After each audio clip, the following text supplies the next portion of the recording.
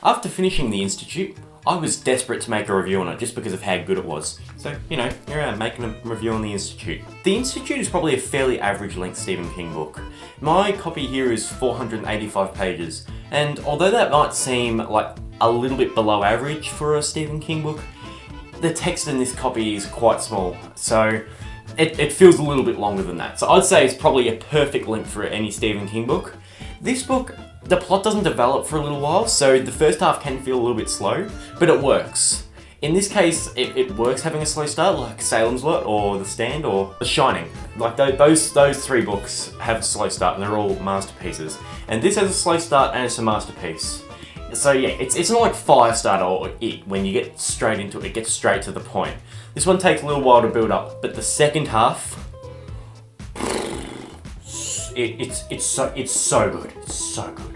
So this book is about a secret government facility in the deep woods of Maine that is just known as the Institute. The Institute abducts kids who have shown signs of telepathy or telekinesis based on their birth records, and the scientists at the Institute conduct a bunch of experiments on these kids. I won't talk about what the experiments are or what they are trying to achieve, but just know it's really messed up.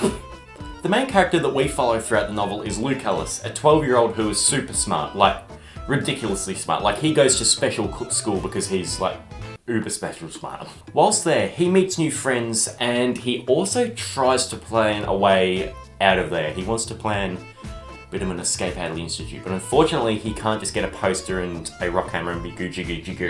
He and his friends have real good chemistry too, which is fantastic because it actually feels like you're rereading parts of It sometimes while reading this book, and that is a very, very good thing. Especially for something so recent. This came out in 2019 and It was 1985. Now, I wanted to talk about something that may be considered a turn-off from reading this book, and that turn-off is actually the Institute itself. It's mostly prevalent in the first half, you'll notice, but this is mainly just because the Institute comes completely from the mind of Stephen King. Like, it doesn't, as far as I know, it doesn't use any like realistic techniques or strategies with how it runs. So it's all very made up, and there's a lot of slang terms used and stuff that can be very, very like tricky to understand.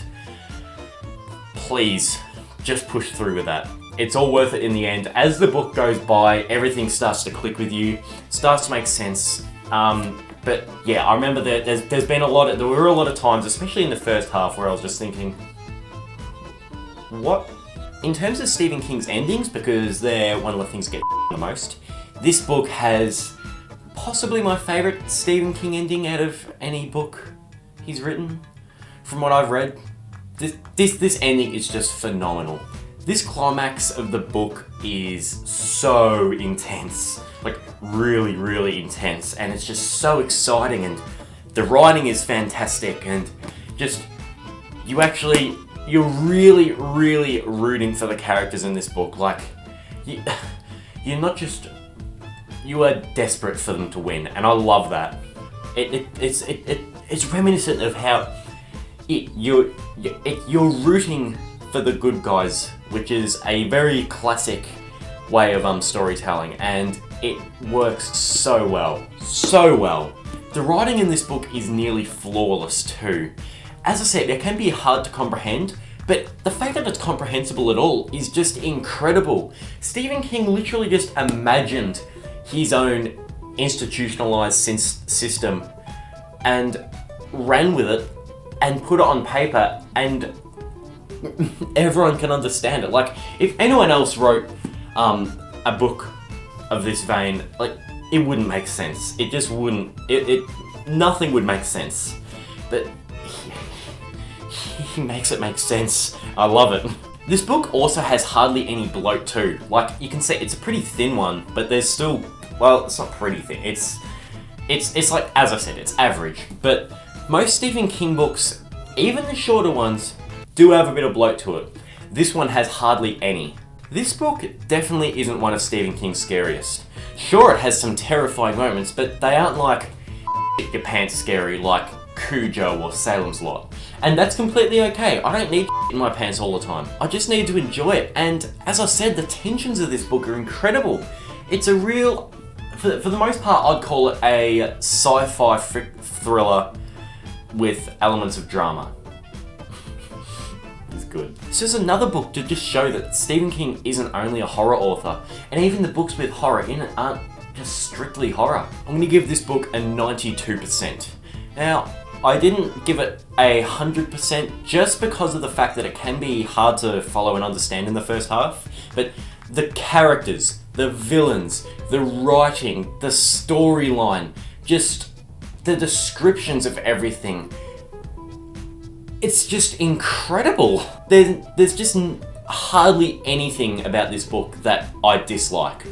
And like, it goes as far. Even the front cover of this book is just incredible. Like, you can see it morphs over into a picture in the back of the forest and the Institute in the front. Just everything about this book is just so good. And I really love it. It is an absolute modern masterpiece that every Stephen King fan should read. Anyway, that's it for today. I think I'm going to do a book review on Later next, but I'll see you then. Bye! It's most apparent in the first half